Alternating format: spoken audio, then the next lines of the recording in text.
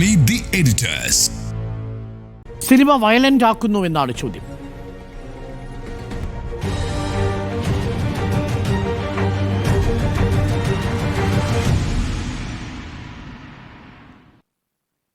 ബാലകൃഷ്ണൻ, കഴിഞ്ഞ ഒരു വർഷം മാത്രം 335 കൊലപാതകങ്ങളാണ് കേരളത്തിൽ നടന്നത്.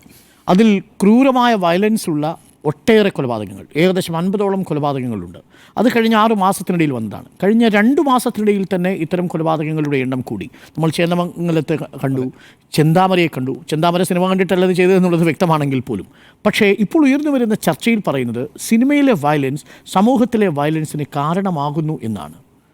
വയലൻ്റ് ആക്കുന്നുണ്ടോ സിനിമ? അല്ല, താങ്കൾ ഈ പറഞ്ഞ കണക്കുകളൊക്കെ ഞെട്ടിപ്പിക്കുന്ന കണക്കുകളാണല്ലോ. ആ അർത്ഥത്തിൽ എന്തുകൊണ്ടും നമ്മുടെ സമൂഹം ഇങ്ങനെ ആയിത്തീരുന്നു എന്നുള്ളതിൻ്റെ എല്ലാ ആസ്പെക്റ്റുകളും പരിശോധിക്കപ്പെടണം എന്നുള്ളതാണ്. അപ്പോൾ അതിൻ്റെ അടിസ്ഥാനത്തിലാണ് സിനിമ ഒരർത്ഥത്തിൽ വയലൻസിനെ പ്രോത്സാഹിപ്പിക്കുന്ന ഒരു സാഹചര്യം കേരളത്തിൽ ഉണ്ടാക്കുന്നുണ്ടോ എന്ന കാര്യം നമ്മൾ പരിശോധിക്കുന്നത്. നോക്കൂ, നമുക്കറിയാവുന്നതുപോലെ ഏറ്റവും ജനപ്രിയമായ, ഏറ്റവും ജനകീയമായ കലാരൂപമാണല്ലോ സിനിമ എന്ന് പറയുന്നത്. ഇപ്പോൾ ഒരു കഥ വായിച്ചിട്ടില്ലാത്ത ഒരാളുണ്ടാകാം, ഒരു കവിത ജീവിതത്തിൽ വായിച്ചിട്ടില്ലാത്ത ആളുകളുണ്ടാകാം, ഒരു നോവൽ വായിച്ചിട്ടില്ലാത്ത ആളുകളുണ്ടാകാം. പക്ഷേ ലോകത്തെവിടെയും, നമ്മുടെ നാട്ടിൽ മാത്രമല്ല ലോകത്തെവിടെയും ഒരു സിനിമ കാണാത്ത ആളുണ്ടാവില്ല. അതാണ് ആ സിനിമ എന്ന് പറയുന്ന കലാരൂപത്തിൻ്റെ ജനപ്രിയത എന്ന് പറയുന്നത്. എന്ന് മാത്രവുമല്ല, മറ്റ് രാജ്യങ്ങളിലെ സിനിമകൾ പോലും നമ്മളെ സ്വാധീനിക്കുന്നുണ്ടല്ലോ. ഇപ്പോൾ നമ്മുടെ സൂപ്പർ സ്റ്റാർ എന്ന് പറയുന്ന രജനീകാന്തിന് ജപ്പാനിലൊരു ഫാൻസ് അസോസിയേഷൻ ഉണ്ട്. നമ്മൾ മനസ്സിലാക്കണം, നമുക്ക് യാതൊരു സാംസ്കാരികമായി ബന്ധവുമില്ലാത്തൊരു രാജ്യമാണ്. അവിടെ രജനീകാന്തിൻ്റെ സിനിമകളൊക്കെ വലിയ രീതിയിലാണ് ഓടുന്നത്. നമുക്കറിയാലോ, കിം കി ഡുക്ക് എന്ന് പറയുന്ന സംവിധായകൻ, കൊറിയൻ സംവിധായകൻ. ഇവിടെ ഇപ്പോൾ ഈ നടക്കുന്ന ചലച്ചിത്ര ഫെസ്റ്റിവലിലൊക്കെ തമാശയായിട്ട് ആളുകൾ പറയുന്നൊരു കാര്യമുണ്ട്. കിം കി ഡുക്കാണ് ഈ വീടിൻ്റെ ഐശ്വര്യം എന്ന് പറഞ്ഞിട്ട് എല്ലാവരും തിയേറ്ററിൻ്റെ വാക്കിൽ കിം കി ഡുക്ക് ചായക്കട എന്ന് പറഞ്ഞിട്ടൊരു പരിപാടി കൂടിയുണ്ട് ഈ നമ്മുടെ ഈ ഫെസ്റ്റിവലിൻ്റെ ഭാഗമായിട്ട്. അപ്പോൾ ഇങ്ങനെ ലോകത്തെവിടെയും മനുഷ്യരെ ഭാഷയുടെ അതിർത്തി പോലും ഇല്ലാതെ സ്വാധീനിക്കാൻ കഴിയുന്ന കലാരൂപം എന്നുള്ള നിലയ്ക്ക് സിനിമ വളരെ ജനപ്രിയമായ ഒരു കലാരൂപമാണ്. നമ്മുടെ കാര്യം തന്നെ എടുത്താൽ ഒരു ദിവസം നമ്മൾ പറയുന്ന തമാശകളിൽ എത്ര സിനിമാ തമാശകളാണുള്ളത്. എന്തുകൊണ്ടാണ് സിനിമാ തമാശകൾ നമ്മൾ ധാരാളമായി പറയുന്നത്? അത് പരസ്പരം കമ്മ്യൂണിക്കേറ്റ് ചെയ്യാൻ എളുപ്പമാണ്. ഇപ്പം ഞാൻ VKN എന്ന് പറയുന്ന ഒരു എഴുത്തുകാരൻ്റെ ഒരു തമാശ മറ്റൊരാളോട് പറയുന്നു എന്ന് വിചാരിക്കുക, അയാൾക്കത് മനസ്സിലാകണമെന്നില്ല. അതേസമയം ഞാനൊരു പോപ്പുലറായ സിനിമയിൽ ഒരു തമാശയാണ് പറയുന്നതെങ്കിൽ വളരെ പെട്ടെന്ന് കമ്മ്യൂണിക്കേറ്റ് ചെയ്യും, കാരണം അയാളത് കണ്ടിട്ടുണ്ട് എന്നുള്ളതാണ്. നമ്മൾ പാടുന്ന പാട്ടുകൾ, ഭൂരിഭാഗം പാട്ടുകളും സിനിമാ പാട്ടുകളല്ലേ. സംഗീതം എന്ന് പറയുന്നത് സിനിമാ പാട്ടുകളാണ് നമ്മളെ സംബന്ധിച്ചിടത്തോളം ഒന്നാമതായിട്ട്. അല്ലാതെ കർണാടക സംഗീതവും അതിലെ രാഗങ്ങളും അല്ലല്ലോ നമ്മളിങ്ങനെ നിരന്തരം പാടിക്കൊണ്ടിരിക്കുന്നത്. നമ്മുടെ ഈ ട്രോളുകൾ എടുത്തു നോക്കിയേ, ഈ ട്രോളുകൾ ഉണ്ടാക്കുന്നതിന് ഭൂരിഭാഗം, ഞാൻ പറയുന്നത് 95% ഫിലിം ക്ലിപ്പിംഗ് ഇന്നല്ലേ ഉണ്ടാക്കുന്നത്. ആ ഫിലിം ക്ലിപ്പിങ്ങുകളുടെ തന്നെ സ്വഭാവം എന്താ? മുൻകാലങ്ങളിലുള്ള ജഗതി ശ്രീകുമാർ, അതേപോലെ കുതിരോട്ടം പപ്പു ഒക്കെ തുടങ്ങി ഇങ്ങോട്ടേക്ക് ഏറ്റവും ഒടുവിൽ സലിം കുമാർ, സുരാജ് വെഞ്ഞാറമ്മൂട് വരെയുള്ള ആളുകളുടെ ക്ലിപ്പിങ്ങുകൾ വെച്ചാണ് ട്രോളുകൾ ഉണ്ടാകുന്നത്. ഇപ്പം അടുത്തിടയ്ക്ക് സലിം കുമാർ നടത്തിയ ഒരു പ്രസ്താവനയുണ്ട്, മുഴുനീള കോമഡി ചിത്രങ്ങൾ മലയാളത്തിൽ ഉണ്ടാകുന്നില്ല, മുഴുനീള കോമഡി ക്യാരക്ടറുകൾ ഉണ്ടാകുന്നില്ല. അത് ഈ ട്രോളിൽ കാണാം. ഏതാണ്ട് സുരാജ് വെഞ്ഞാറമ്മൂടിൽ അവസാനിച്ചേ നമ്മുടെ ഈ പറയുന്ന ട്രോളുകളുടെ ഫിലിം ക്ലിപ്പിങ്ങുകൾ എന്ന് പറയുന്നത്. അപ്പോൾ ഇതെല്ലാം തന്നെ സമൂഹത്തെ വലിയ രീതിയിൽ സ്വാധീനിച്ചുകൊണ്ടിരിക്കുന്നു എന്നുള്ള കാര്യത്തിനകത്ത് എന്താ തർക്കം? ഈ നമ്മുടെ നാട്ടിൽ ഏറ്റവും പ്രശസ്തരായിട്ടുള്ള, ഏറ്റവും പോപ്പുലറായിട്ടുള്ള ആളുകളാരാ? സിനിമാ താരങ്ങളാണ്. അവരാണ് ഏറ്റവും പോപ്പുലറായിട്ടുള്ള ആളുകൾ അല്ലേ? നമ്മുടെ തൊട്ടടുത്ത സംസ്ഥാനത്ത് തമിഴ്നാട്ടിൽ സിനിമാ നടന്മാരായിട്ടുള്ള ആളുകൾ പാർട്ടികൾ ഉണ്ടാക്കുകയും സംസ്ഥാനം ഭരിക്കുകയും ചെയ്തില്ലേ? അപ്പം ഈ പറയുന്ന ആളുകൾക്ക് സിനിമയ്ക്ക് പോസിറ്റീവായി ഒരുപാട് സ്വാധീനം ചെലുത്താൻ കഴിയുന്നു എന്നുള്ളത് നമ്മൾ സമ്മതിക്കുമല്ലോ. നമ്മുടെ എല്ലാ മേഖലകളിലും നിരന്തരം നമ്മൾ ചർച്ച ചെയ്യുന്ന ഒരു മീഡിയമായിട്ട് സിനിമ നിൽക്കുന്നു എന്ന കാര്യത്തിൽ സിനിമാക്കാർക്ക് അഭിപ്രായ വ്യത്യാസമില്ല, നമുക്കും അഭിപ്രായ വ്യത്യാസമില്ല. അങ്ങനെയാണെങ്കിൽ പോസിറ്റീവായി നമ്മളെ ഇൻഫ്ലുവൻസ് ചെയ്യാൻ കഴിയുന്ന ഒരു മാധ്യമത്തിന് നെഗറ്റീവായും ഇൻഫ്ലുവൻസ് ചെയ്യാൻ കഴിയുമല്ലോ. അത് സ്വാഭാവികമല്ലേ? ഇപ്പോൾ എന്തുകൊണ്ടാണ് പ്രമുഖരായിട്ടുള്ള നടന്മാർ ഒരു കാലത്ത് നെഗറ്റീവായിട്ടുള്ള കഥാപാത്രങ്ങൾ ചെയ്യില്ലായിരുന്നു? നെഗറ്റീവായിട്ടുള്ള കഥാപാത്രങ്ങൾ നമ്മളൊക്കെ യുക്തിബോധമുള്ളവരാണ്. ഒരു സിനിമ ഒരു കഥയെ ആസ്വദിച്ചുണ്ടാക്കുന്നതാണെന്ന് നമുക്കറിയാം. ആ കഥയിൽ ഒരു കഥാപാത്രത്തെയാണ് ആ സിനിമാ നടൻ അവതരിപ്പിക്കുന്നതെന്നറിയാം. അതുകൊണ്ട് ആ ക്യാരക്ടറിൻ്റെ സ്വഭാവമൊന്നും ആ സിനിമ അഭിനയിക്കുന്ന ആൾക്കില്ല എന്ന് നമുക്ക് ബോധ്യമുണ്ട്. പക്ഷേ എങ്കിൽ കൂടിയും നമുക്ക് വില്ലന്മാരോട് അപ്രോച്ച് എന്താ? ഇപ്പോൾ ഞാനൊക്കെ പഠിക്കുന്ന കാലത്ത് ഏറ്റവും വലിയ വില്ലന്മാരായിരുന്ന ആളാണ് കൊച്ചിൻ ഹനീഫയും ജനാർദ്ദനും ഒക്കെ. പക്ഷേ പിന്നീട് അവർ തമാശക്കാരായി മാറിയപ്പോൾ ഇപ്പോൾ ഏറ്റവും ജനപ്രിയരായിട്ടുള്ള ആളുകളായിട്ട് അവർ മാറുന്നുണ്ട്. അതൊക്കെ ഒരു സൊസൈറ്റിയുടെ സ്വഭാവമാണ്. കാരണം വെച്ചാൽ നമ്മൾ എന്തോ ഒരു അകൽച്ച ഈ വില്ലന്മാരോട് അല്ലെങ്കിൽ നെഗറ്റീവായ കഥാപാത്രങ്ങൾ അവതരിപ്പിക്കുന്നവരോട് എല്ലാ യുക്തിബോധവും ഉള്ളപ്പോഴും നമ്മൾ അകന്ന് നിൽക്കുന്ന ആളുകളാണ്. അപ്പോൾ അത്രയും വലിയ ഇൻഫ്ലുവൻസ് ആണ്, നമ്മൾ അത്രയും പേഴ്സണലി ഇൻവോൾവ് ആയിട്ട് കാണുന്ന ഒരു കലാരൂപമാണ് സിനിമ എന്ന് പറയുന്നത്. അതുകൊണ്ടാണ് ഞാൻ പറഞ്ഞത്, അതിന് പോസിറ്റീവായി നമ്മളെ സ്വാധീനിക്കാൻ കഴിയുന്നുണ്ട് എങ്കിൽ നെഗറ്റീവായിട്ടും സ്വാധീനിക്കാൻ കഴിയും. ഇപ്പോൾ നേരത്തെ സിനിമകളുടെ ഭാഗമായി വയലൻസ് ഉണ്ടാകും, സിനിമകളുടെ ഭാഗമായി വയലൻസ് ഉണ്ടായിട്ടുണ്ട്. ഞാനൊരു ഉദാഹരണം പറയാം. സതയം എന്ന് പറയുന്ന MT വാസുദേവൻ നായരുടെ സിനിമ, ആ സിനിമയുടെ കേന്ദ്ര കഥാപാത്രത്തെ അവതരിപ്പിച്ചിരിക്കുന്നത് മോഹൻലാലാണ്. ഞാൻ അടുത്തിടയ്ക്ക് MT ആയിട്ട് ബന്ധപ്പെട്ട ഒരു അനുസ്മരണ ചടങ്ങിൽ പങ്കെടുത്തു. അവിടെ ആ സിനിമ സംവിധാനം ചെയ്ത സിബി മലയിലുണ്ടായിരുന്നു. അപ്പോൾ ഞാൻ ഈ സതയം എന്ന് പറഞ്ഞ സിനിമയുടെ ക്യാരക്ടറിൽ മോഹൻലാൽ വരാൻ എങ്ങനെയാണ് സമ്മതിച്ചത് എന്ന് അദ്ദേഹത്തോട് ചോദിച്ചു. കാരണം വെച്ചാൽ ആ സിനിമ അവസാനിക്കുന്നത് എങ്ങനെയാണെന്നറിയോ? 3 പിഞ്ച് കുഞ്ഞുങ്ങളെ കൊല്ലുന്നിടത്തുനിന്നാണ് ആ സിനിമ അവസാനിക്കുന്നത്. അങ്ങനെ ഒരു ക്യാരക്ടറിനെയാണ് മോഹൻലാലിനെ പോലെ സൂപ്പർ സ്റ്റാർ ചെയ്യുന്നത്. അപ്പോൾ സിബി മലയിൽ എന്നോട് പറഞ്ഞ കാര്യം വെച്ചാൽ ആ കഥയുടെ കരുത്ത്, MTയുടെ സ്ക്രിപ്റ്റിങ്, ആ കഥാസന്ദർഭങ്ങൾ, ഇതെല്ലാം വെച്ചിട്ട് അതൊക്കെ കൊണ്ടാണ് മോഹൻലാൽ ആ കഥാപാത്രത്തെ ചെയ്യാൻ തീരുമാനിക്കുന്നത്. പക്ഷേ ആ സിനിമ കണ്ടിറങ്ങുന്ന ആളുകളുടെ ഒരു പ്രാർത്ഥന എന്താണെന്നറിയാമോ? അങ്ങനൊരു ജീവിത സന്ദർഭം ഉണ്ടാകരുത് എന്നുള്ളതാണ്. വളരെ പോസിറ്റീവായിട്ടാണ് ആ വയലൻസ് അവസാനിക്കുന്നത് നമ്മൾക്ക് കാണാം. അപ്പോൾ ആ അർത്ഥത്തിൽ ഓരോ സിനിമകളും മുൻകാലങ്ങളിൽ എടുത്തിരുന്നതിൻ്റെ തീമിൻ്റെ ഭാഗമായി വയലൻസ് വരുമായിരുന്നു. എന്നാൽ ഇപ്പോഴെന്താ പ്രശ്നം എന്നറിയാമോ? വയലൻസ് തീമായി മാറിയിരിക്കുന്നു എന്നുള്ളതാണ് പ്രശ്നം. അങ്ങനെ ഉണ്ടാകുന്നു.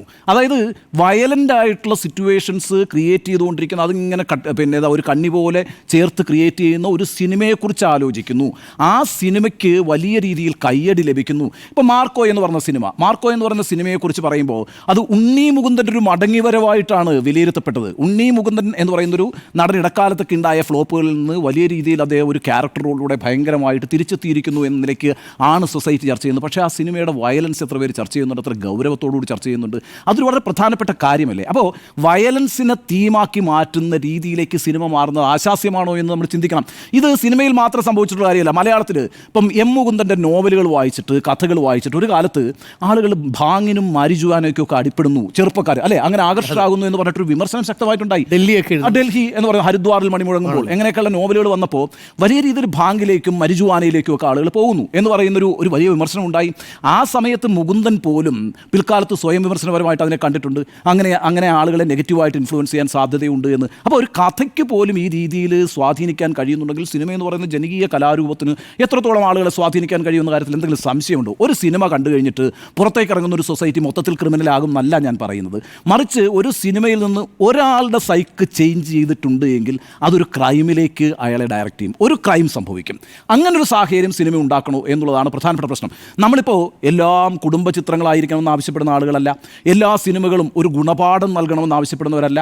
അങ്ങനെയൊന്നും അല്ലല്ലോ സിനിമകൾ ഉണ്ടായിട്ടുള്ളത്. മറിച്ച് സിനിമ ഇത്രയും ജനകീയമായിരിക്കുന്നതുകൊണ്ട് ഇന്ന് നമുക്കറിയാമല്ലോ, സത്യത്തിൽ നമ്മുടെ നാട്ടിൽ ആൾക്കൂട്ടങ്ങൾ കുറഞ്ഞില്ലേ? ഇപ്പോൾ ഉത്സവങ്ങൾ വളരെ കുറഞ്ഞു. ഒന്നാമത് ഈ ഉത്സവത്തിലേക്ക് ആളുകൾ പോകുന്നത് വളരെ കുറഞ്ഞു.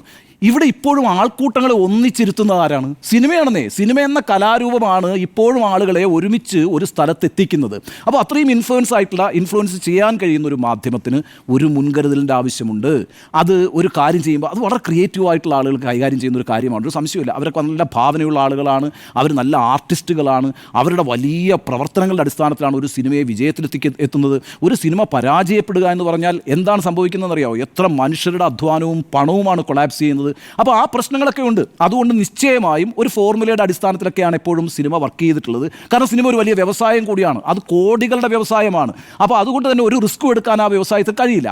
അപ്പോൾ പക്ഷേ ജനങ്ങളെ സ്വാധീനിക്കാൻ കഴിയുന്ന എന്തെങ്കിലും ഫോർമുലകൾ എല്ലാ സമയത്തും ഉണ്ടാക്കിക്കൊണ്ടിരിക്കും സിനിമ.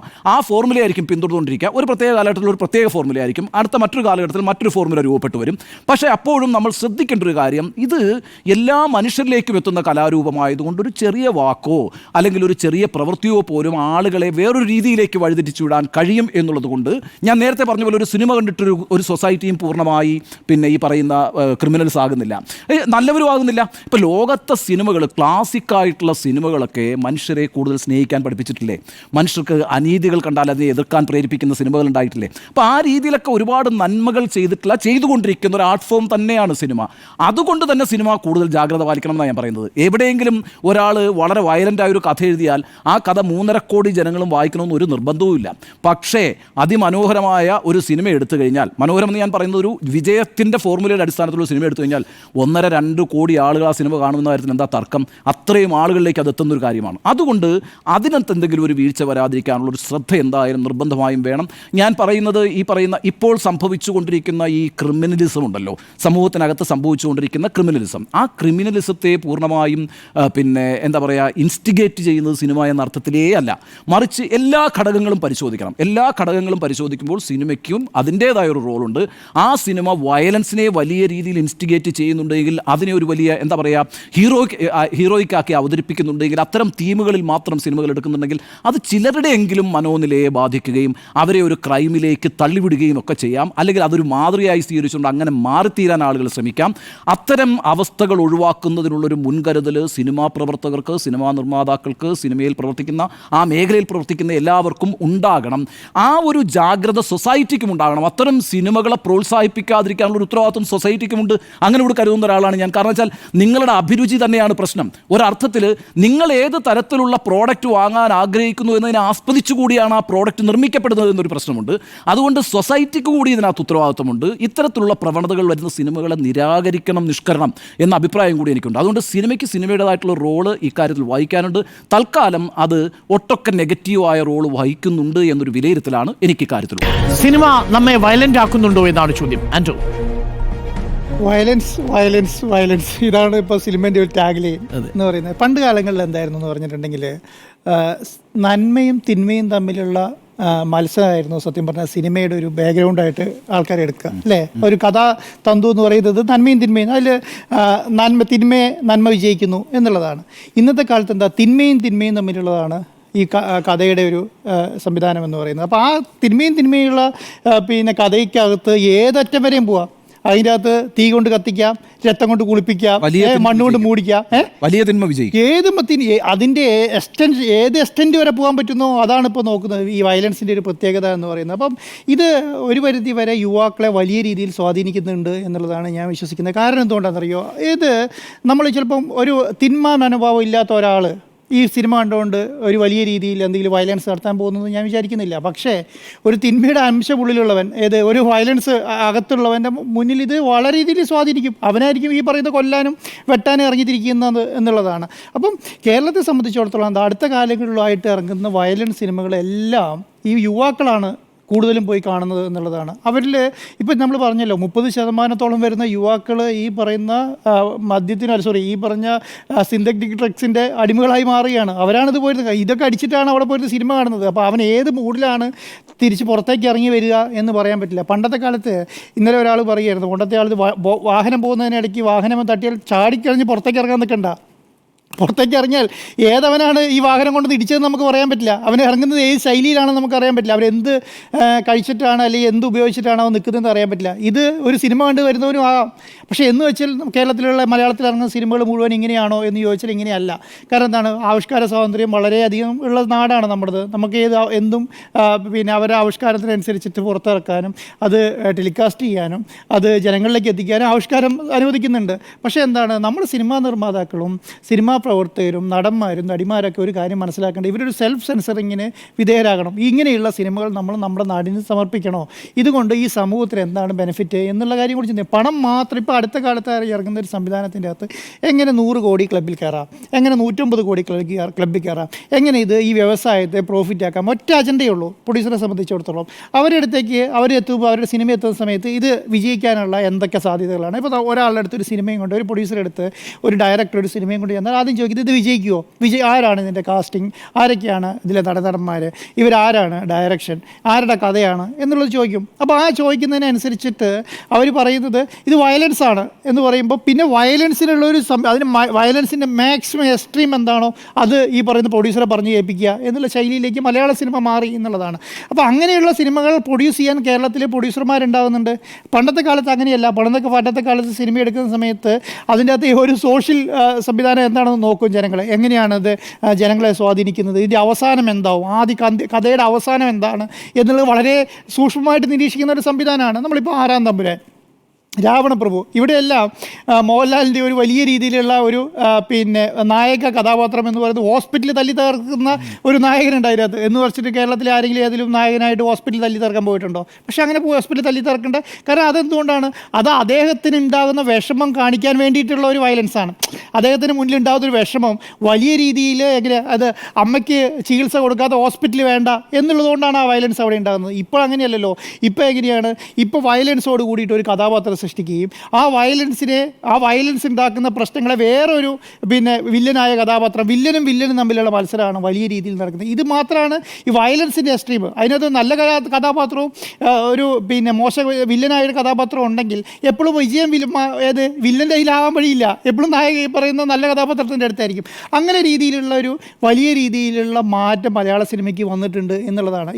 ഇപ്പോഴത്തെ ഒരു ശൈലി എന്ന് പറയുന്നത്, ഇപ്പോൾ യുവ നടന്മാരെല്ലാവരും തന്നെ വയലൻസിനെ പ്രോത്സാഹിപ്പിക്കുന്നുണ്ടെന്ന് എനിക്ക് തോന്നിയിട്ടുണ്ട്. എല്ലാ സിനിമകളില്ലാത്തും നായകനായാൽ അവനൊരു കുറച്ച് വയലൻസ് വേണം, എങ്കിൽ മാത്രമാണ് ഈ പറയുന്ന നല്ല രീതിയിലുള്ള സിനിമകൾ ചെയ്യാൻ പറ്റുന്നുള്ളൂ എന്നുള്ളത്. ഇപ്പോൾ മോഹൻലാലിനെ ആയാലും നിങ്ങൾ മമ്മൂട്ടീനെ ആയാലും എല്ലാം നായകന്മാരായത് നല്ല രീതിയിൽ ഇപ്പം നല്ല നായക കഥാപാത്രങ്ങളെ ചെയ്ത് നമ്മളൊരു മുതിർന്ന കേരളത്തിലെ ഏറ്റവും സൂപ്പർ സ്റ്റാർ എന്ന് പറയുന്നത് നായകനായി മാറുന്നത് വലിയണ്ണൻ പോലെ സിനിമ ചെയ്ത്, ആറാം തമ്പുരാൻ പോലെയുള്ള സിനിമ ചെയ്ത്, രാവണപ്രഭു പോലെയുള്ള സിനിമ ചെയ്ത്, ഇതൊക്കെ കണ്ട് ജനങ്ങൾ അദ്ദേഹത്തെ ഒരു നായകനായിട്ട് കാണും. ഇപ്പോഴത്തെ യുവതലമുറയെ എത്ര പേരെ നിങ്ങൾ നായകനായിട്ട് കാണുന്നുണ്ട്? ആ സിനിമ കാണുമ്പോൾ ആ സിനിമയിലെ നായകൻ എന്നുള്ളതിനേക്ക് അപ്പുറം ഒരു സൂപ്പർ സ്റ്റാർ പദവി നമ്മൾക്കിപ്പോൾ യുവതലമുറയിൽ ആർക്കെങ്കിലും നിങ്ങൾ കൊടുക്കുന്നുണ്ടോ? ഒരാൾക്ക് നിങ്ങൾ കൊടുക്കുന്നില്ല. പിന്നെയും അതിനകത്ത് കുറച്ചെങ്കിലും ഭാഗമാക്കായ ആൾ പൃഥ്വിരാജ് മാത്രമാണ്. പൃഥ്വിരാജാണ് അങ്ങനെയുള്ള കുറച്ച് പടങ്ങളിലും അടുത്ത കാലത്ത് ഇറങ്ങിയിട്ടുള്ളത്. ഇപ്പം നിങ്ങൾ നോക്കിയാൽ സുരേഷ് ഗോപി നായകനായിരുന്നു, സൂപ്പർ ഹീറോ ആയതും പോലീസ് വേഷങ്ങൾ ചെയ്തിട്ടാണ്. അതിൻ്റെ ശൈലിയും അതെല്ലാം ജനങ്ങളെ സ്വാധീനിക്കുന്നു ആ അർത്ഥത്തിൽ. അതുകൊണ്ടാണല്ലോ നമ്മൾ ഈ ഇലക്ഷന് മത്സരിക്കുന്ന സമയത്ത് വരും നിങ്ങൾ സുരേഷ് ഗോപി കളിക്കാൻ നിൽക്കണ്ട, നിങ്ങൾ കഥാപാത്രത്തിൻ്റെ പേരുണ്ടോ സുരേഷ് ഗോപിൻ്റെ കമ്മീഷണറായിട്ട്, അതെ, അത് അങ്ങനെയാണ് അത് ജനങ്ങളെ സ്വാധീനിക്കുന്നത് എന്നുള്ളതാണ്. ഇപ്പോഴത്തെ സിറ്റുവേഷൻ വെച്ചിട്ട് യുവതലമുറ മുഴുവനും ഒരു വയലൻസിനെ പ്രോത്സാഹിപ്പിക്കുന്ന ഒരു സംവിധാനം ഉണ്ട് എന്നുള്ളതാണ്. അങ്ങനെയുള്ള കഥകളാണ് കൂടുതൽ സൃഷ്ടിക്കപ്പെടുന്നുള്ളത് എന്നുള്ളതാണ്. അപ്പം അങ്ങനെയുള്ള കഥകൾ സൃഷ്ടിക്കപ്പെടുമ്പോൾ അത് ഏതൊക്കെ രീതിയിലാണ് ജനങ്ങളെ ബാധിക്കുന്നത്, എങ്ങനെയാണ് ഈ പറഞ്ഞ യുവാക്കളെ ബാധിക്കുന്നുള്ളത് ജനങ്ങൾ തീരുമാനിക്കേണ്ട ഒരു കാര്യമാണ്. അതുപോലെ തന്നെയാണ് സെൻസറിങ്ങിനെ സംബന്ധിച്ചിടത്തോളം. ഇന്ത്യയിലെ സെൻസറിങ് എന്ന് വേണമെങ്കിൽ പറയാം. സെൻസറിങ്ങിനെ സംബന്ധിച്ചിടത്തോളം ഈ 18 വയസ്സിൽ താഴെയുള്ള ആൾക്കാർ കാണേണ്ട പടം എന്ന് പറഞ്ഞിട്ട് നമ്മൾ പടം ഇറക്കുകയും അത് OTT ടെലികാസ്റ്റ് ചെയ്യുകയും ചെയ്യും. ഇപ്പം നമ്മൾ പറയുന്ന ഈ പറഞ്ഞ മാർക്കോ എന്ന് പറയുന്ന സിനിമ OTT റിലീസാണ്. OTT റിലീസ് എന്ന് പറഞ്ഞാൽ അതിൽ 18 വയസ്സുള്ളവർ മാത്രമാണ് കാണുന്നത്. ഇപ്പോൾ എല്ലാവരുടെ അടുത്തും ഹോട്ട്സ്റ്റാറും നെറ്റ്ഫ്ലിക്സൊക്കെ എല്ലാവരെയും ഫോണിലുണ്ട്. കാരണം മൊബൈൽ ചാർജ് ചെയ്താൽ തന്നെ ഫ്രീ ആയിട്ട് കിട്ടും നെറ്റ്ഫ്ലിക്സ് ഹോട്ട്സ്റ്റാറൊക്കെ. അപ്പോൾ എല്ലാവരും കയ്യിലുണ്ട്. അതിലേക്കാണ് ഈ പറയുന്ന OTT ഒക്കെ വരുന്നത്. അപ്പോൾ ഒരു എഴുതി കാണിക്കും 18 വയസ്സിന് മേലെയാണെങ്കിൽ മാത്രം S കൊടുത്താൽ കാണാം.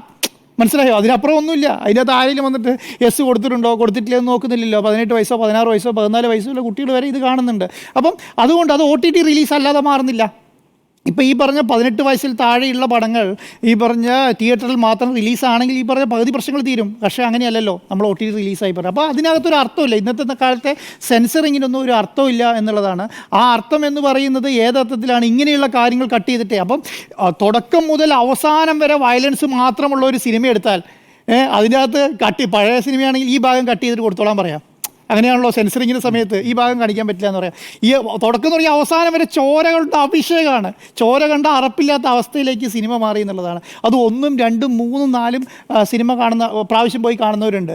അപ്പോൾ അപ്പോൾ അതിൻ്റെ ഒരു വയലൻസിൻ്റെ എക്സ്ട്രീമാണെന്ന് പറയുകയാണ്. എന്നിട്ട് അതിന് ഹെഡിങ് തന്നെ വയലൻസ് എന്ന് കൊടുക്കുകയാണ്. അപ്പോൾ ആ രീതിയിലേക്ക് കേരളത്തിലെ മലയാള സിനിമ മാറി എന്നുള്ളതിനകത്ത് ഒരു സംശയമില്ല. ഒരു കാര്യം ശരിയാണ്, ഇതിൽ കേരളത്തിലെ പ്രേക്ഷകരാണ് ഇതൊക്കെ തീരുമാനിക്കേണ്ടത് എന്നുള്ളത്. നമ്മൾ ഉണ്ണി സാർ നേരത്തെ പറഞ്ഞ ഒരു പ്രൊഡക്റ്റ് വിൽക്കാൻ വെക്കുമ്പോൾ വാങ്ങാൻ ആളുണ്ടെങ്കിലേ അത് വിജയിക്കുള്ളൂ, അല്ലേ? വാങ്ങാൻ ആളുണ്ടെങ്കിൽ അത് വിൽക്കാൻ പറ്റുള്ളൂ കേരളത്തിലോ, പ്രത്യേകിച്ച് കേരളത്തിൽ. അപ്പം അങ്ങനെയുള്ള സ്ഥലം ഇത് കേരളത്തിൽ കാണാൻ ആളുണ്ട്. ഇന്ത്യ മുഴുവൻ അത് ഓടി, ആ സിനിമകൾ ഓടി. അപ്പോൾ അത് നല്ല വിജയമായിട്ടുണ്ട്. അപ്പോൾ ഇത് ചിലപ്പോൾ ഒരാളെ ആര് ബാധിച്ചിട്ടുണ്ടാവുക, ചിലപ്പോൾ 2 ആളെയാണ് ബാധിച്ചിട്ടുണ്ടാവുക. പക്ഷേ ഒരാൾ കൊല ചെയ്യുന്നത് 5, 6 ആൾക്കാരെയാണെന്ന് ഓർക്കണം. ഒരാളെ ബാധിച്ചോ 2 ആളെ ബാധിച്ചോ എന്നുള്ളതല്ല, 5, 6 ആളെ കൊല. അത് വളരെ ബ്രൂട്ടലായിട്ടാണ്. ഇപ്പം ഞാൻ പറയാം, ഉണ്ണി മുകുന്ദൻ്റെ സിനിമയിൽ ചോര വെട്ടി കൊടുക്കുമ്പോൾ ചോര വരുന്നതായിട്ട് കാണിക്കും. പക്ഷേ ഉണ്ണി മുകുന്ദന് അറിയാം അത് ചോരയല്ല, അത് റെഡ് കളറിലുള്ള പെയിൻറ്റോ വെള്ളമാണെന്ന് അവർക്കറിയാം. മനസ്സിലായോ? തോക്ക് കൊണ്ട് വെടിവെക്കുമ്പോൾ ഒരു 25 പേരെ വെടിവെച്ചിടുമ്പോൾ അവന് മനസ്സിലാവും, കാരണം ഇത് കളിത്തോക്കാണെന്നത്. അത് ആ സിനിമ എടുക്കുന്നവർക്ക് അത് ഫീൽ ചെയ്യണമെന്നില്ല ആ രീതിയിൽ. പക്ഷേ സിനിമ ആദ്യമായിട്ട് ഈ പറയുന്ന ഡോൾബി ഡിജിറ്റലിൽ പോയിരുന്നിട്ട് സിനിമ കാണുന്നവൻ്റെ ഉള്ളിലേക്ക് അടിച്ച് കയറുകയാണ് ഇതുണ്ടാകുന്നത്. അപ്പോൾ അവൻ്റെ ഉള്ളിൽ കിടക്കുന്ന മദ്യമോ അവൻ്റെ ഉള്ളിൽ കിടക്കുന്ന ലഹരിയോ ഈ സംവിധാനത്തിന് അവൻ പുറത്തേക്ക് ഇറങ്ങുമ്പോൾ ഏത് രീതിയിലാണ് കാണുന്നതെന്ന് അറിയാൻ പറ്റില്ല. അപ്പോൾ അവനെ സംബന്ധിച്ചിടത്തോളം തുടക്കം മുതൽ 18 വയസ്സും 15 വയസ്സും 12 വയസ്സുള്ള കുട്ടികളെ അടക്കം കൊന്ന് പിന്നെ നമ്മൾ ഏത് രീതിയിലും കൊല്ലാം, ഭാര്യനെ, മക്കളെ, ബ്രദേഴ്സിനെ, അച്ഛനെ, അമ്മേനെയൊക്കെ കൊല്ലുന്ന രംഗങ്ങളാണ്. ഏത് ഗർഭിണികളെ വരെ കൊല്ലുന്നു. ഗർഭിണിക്ക് ചവിട്ടി കൊച്ചിനെ പുറത്തെടുത്തിട്ട് നമ്മൾ കുഞ്ഞിനെ കയ്യിൽ പിടിച്ചോണ്ട് പോവുകയാണ്. ലോകത്ത് എവിടെയെങ്കിലും ഇതൊക്കെ കാണിക്കാൻ പറ്റുമോ? എനിക്കറിയില്ല അങ്ങനെ കാണിക്കാൻ പറ്റുമോ എന്നുള്ളത്. അപ്പം കാണിക്കാൻ പറ്റും. നമ്മളെന്ത് പറയും, ഇതൊക്കെ ആവിഷ്കാര സാധ്യത. സിനിമയിൽ നടക്കുന്ന പോലെ കേരളത്തിൽ, ഇന്ത്യയിൽ മുഴുവൻ ഇങ്ങനെ നടക്കുമോ എന്ന് ചോദിച്ചാൽ ആരെങ്കിലും ഒരാൾ ചെയ്താലുള്ള അവസ്ഥയൊന്നും ആലോചിച്ച് നോക്കി. എന്ന് വെച്ച് സിനിമ ഇല്ലാതായിരിക്കാൻ പാടുമോ? പക്ഷേ അതിനെന്താണ്, അതിനൊക്കെ ചെയ്യാൻ പറ്റുന്ന ഒരു കാര്യം എന്ന് പറയുന്നത് സെൽഫ് സെൻസറിങ് നടത്തുക. സിനിമാ നടന്മാരും നടിമാരും അതുപോലെ തന്നെ സിനിമാ പ്രവർത്തകരും ഡയറക്ടർമാരും പ്രൊഡ്യൂസർമാരൊക്കെ സെൽഫ് സെൻസറിങ് നടത്തുക. ഇതുപോലെയുള്ള സിനിമകൾ മാത്രമേ കേരളത്തിൽ വിജയിച്ചിട്ടുള്ളൂ? ഒരിക്കലുമല്ല. അതിനേക്കാളും കൂടുതൽ ഞാൻ പറയും, ഇപ്പം ഒരു 100 കോടി 150 കോടിയും ക്ലബ്ബിലിറങ്ങിയ സിനിമകളെല്ലാം ഈ വയലൻസ് നടത്തിയിട്ടാണോ?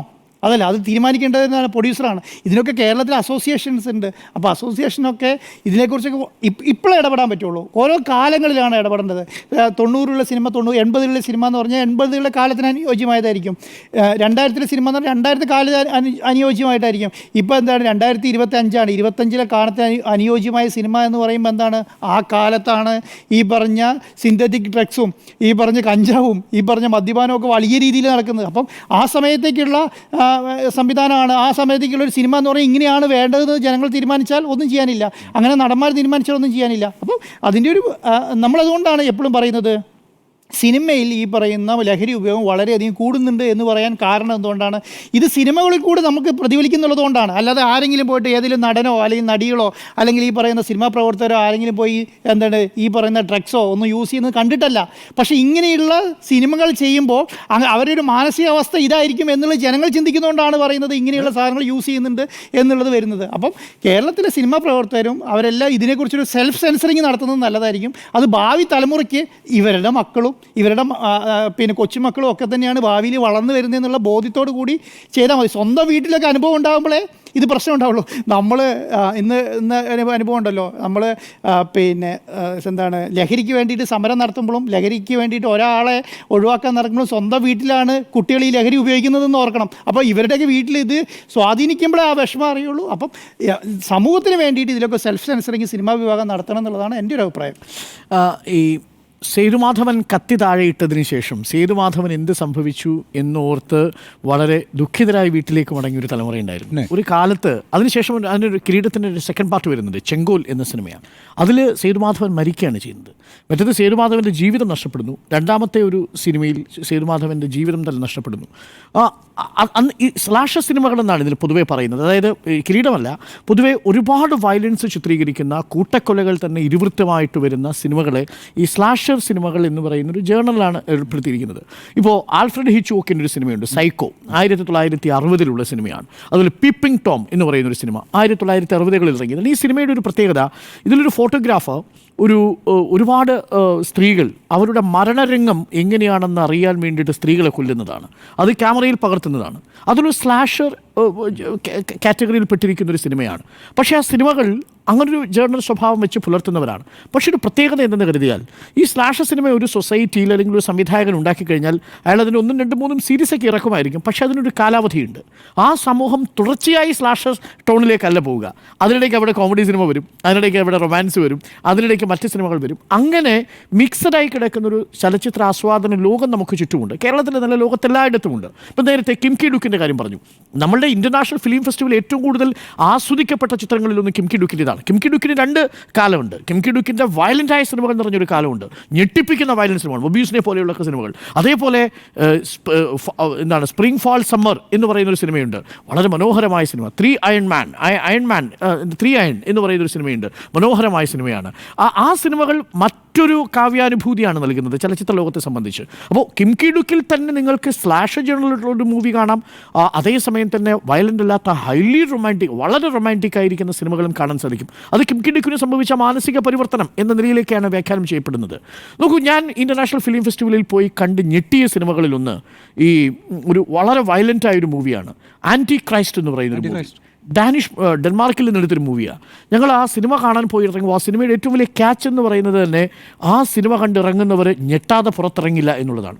ഞെട്ടാൻ വേണ്ടിയിട്ട് സിനിമ കാണാൻ പോകുന്ന ആളുകളുണ്ട്. ഹൊറർ ഫിലിം എന്ന് പറയുന്ന ഒരു കാറ്റഗറി ഇതാണ്. പക്ഷേ ഇത് ഹൊററല്ല, ഇതിൽ എക്സ്ട്രീം വയലൻസ് ആണ്. ഇതിൽ ഭാര്യയും ഭർത്താവും അവരുടെ ഒരുപാട് ക്രൂര കൃത്യങ്ങൾക്ക് ശേഷം അവരുടെ ലൈംഗിക അവയവങ്ങൾ തന്നെ വിച്ഛേദിച്ച് കളയുന്ന അവസാനത്തെ രംഗമുണ്ട്. കണ്ടിരിക്കാൻ കഴിയില്ല. അത് സെൻസറിംഗ് ഇല്ലല്ലോ, അവിടെ ഫിലിം ഫെസ്റ്റിവലാണല്ലോ. ഒരുപാട് ആളുകൾ തലകറങ്ങി വീണ അനുഭവം ഉണ്ടായി. അത് ഫിലിം ഫെസ്റ്റിവലിൽ വന്ന് തലകറങ്ങി വീണതിനെക്കുറിച്ചെന്ന് വാർത്തകൾ പോലും വന്നിരുന്നു. ആൻറ്റി ക്രൈസ്റ്റ് എന്ന് പറയുന്ന ഫിലിം. പക്ഷേ നോക്കൂ, ആ ജേർണൽ പെട്ട സിനിമ ആ സൊസൈറ്റിയിൽ ഇറങ്ങുമ്പോൾ അതിനെ തുടർന്നതിൻ്റെ സീരീസുകൾ ഉണ്ടാവുന്നില്ല. അതവിടെ അവസാനിച്ചു. അത് ഒരു കലാകാരൻ്റെ ഒരു അറ്റംപ്റ്റ് എന്ന നിലയിൽ അത് വ്യാഖ്യാനിക്കപ്പെട്ടു, അത് ആസ്വദിക്കപ്പെട്ടു, അത് കടന്നുപോയി. പക്ഷെ തുടർച്ചയായി കിക്ക് നൽകുന്ന സിനിമകൾ ഉണ്ടാവുന്നതൊരു അപകടം പിടിച്ച പരിപാടിയാണ്. നമ്മൾ കിരീടവും ചെങ്കോലുംൻ്റെയും കഥ പറഞ്ഞു. നാടോടിക്കാറ്റ് ആ സമയത്ത് ഇറങ്ങുന്ന സിനിമയാണ്. പട്ടണപ്രവേശം ഇറങ്ങുന്ന സമയം കിലുക്കം ഇറങ്ങുന്നുണ്ട്, ചിത്രം ഇറങ്ങുന്നുണ്ട്, അല്ലേ? ഒരേ നായകൻ നടന്ന് തന്നെ വ്യത്യസ്ത ഭാവങ്ങളുള്ള സിനിമകൾ ഇറങ്ങുന്നുണ്ട്. അത് നല്ലതാണ്. അതാത് കാലഘട്ടങ്ങളിൽ ഞാൻ പറഞ്ഞു വന്നത്, എല്ലാ കാലങ്ങളിലും ഇത്തരം സ്ലാഷർ സീരീസിൽപ്പെട്ട വളരെ വയലൻ്റായ സീരീസ് കില്ലർ സീരീസ് ഉള്ള സിനിമകൾ ഇറങ്ങിയിട്ടുണ്ട്. പക്ഷേ അതിനെ നമുക്ക് കുറ്റം പറയാൻ കഴിയില്ല. അതൊരു ചലച്ചിത്ര സംവിധായകൻ്റെ, നിർമ്മാതാവിൻ്റെ ഒക്കെ അല്ലെങ്കിൽ പ്രേക്ഷകൻ്റെയൊക്കെ ആസ്വാദനവുമായി ബന്ധപ്പെട്ട വിഷയമാണ്. പക്ഷേ അതിനൊരു തുടർച്ചയുണ്ടാവുന്നുണ്ടോ? സിനിമയുടെ പാറ്റേണിൽ നമ്മൾ അറിയാതെ ഒരു തുടർച്ച അതുപോലെ ഉണ്ടാവുന്നുണ്ടോ? മലയാള സിനിമയിൽ അടുത്ത കാലത്ത് അത് ഉണ്ടാവുന്നുണ്ടെന്നാണ് എൻ്റെ പക്ഷം.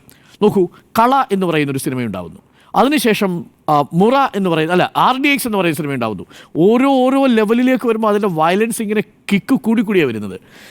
ഈ മനഃശാസ്ത്രത്തിൽ പറയുന്നൊരു കാര്യം, മനുഷ്യന് ഈ ലൈഫ് ഇൻസ്റ്റിങ്ക്റ്റും ഡെത്ത് ഇൻസ്റ്റിങ്ക്റ്റും ഉണ്ട്. ഡെത്ത് ഇൻസ്റ്റിങ്ക്റ്റ് ഉള്ളവനെ കൂടുതലായിട്ട് പ്രചോദിപ്പിക്കുന്ന തരം ഒരു കിക്ക് വേണം. ആ കിക്ക് എന്ന് പറഞ്ഞാൽ ചെറുതല്ല, വല്ലാത്ത കിക്ക് ഉണ്ടെങ്കിലേ അടുത്ത സിനിമയിലേക്ക് പോകത്തുള്ളൂ.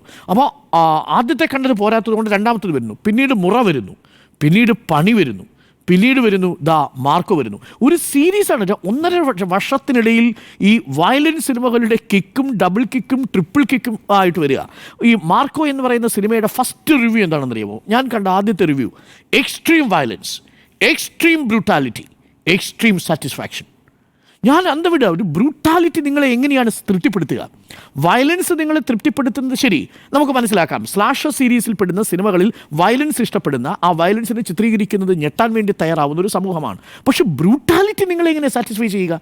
എനിക്ക് മനസ്സിലാവുന്നില്ല. ഈ ബ്രൂട്ടാലിറ്റിയും വയലൻസും തമ്മിൽ വ്യത്യാസമില്ല. വയലൻസ് ബ്രൂട്ടാലിറ്റിയിലേക്ക് നയിച്ചേക്കാം, പക്ഷെ ബ്രൂട്ടാലിറ്റി അക്സെപ്റ്റ് ചെയ്യുന്ന, അത് സാറ്റിസ്ഫാക്ഷൻ ആണെന്ന് പറയുന്ന ഒരു സമൂഹം നിങ്ങളുടെ മുന്നിലുണ്ടാവുന്നു. കിരിക്കാടൻ ജോസിനെ അല്ലല്ലോ. ഇപ്പോഴും കിരീടത്തിലെ സേതുമാധവനെ ഇഷ്ടപ്പെടാനുള്ള കാരണം കിരിക്കാടൻ ജോസിനെ കൊന്ന സേതുമാധവനല്ല, അതിൻ്റെ പേരിൽ കത്തി താഴെ ഇട്ട സേതുമാധവനായതുകൊണ്ടാണ്.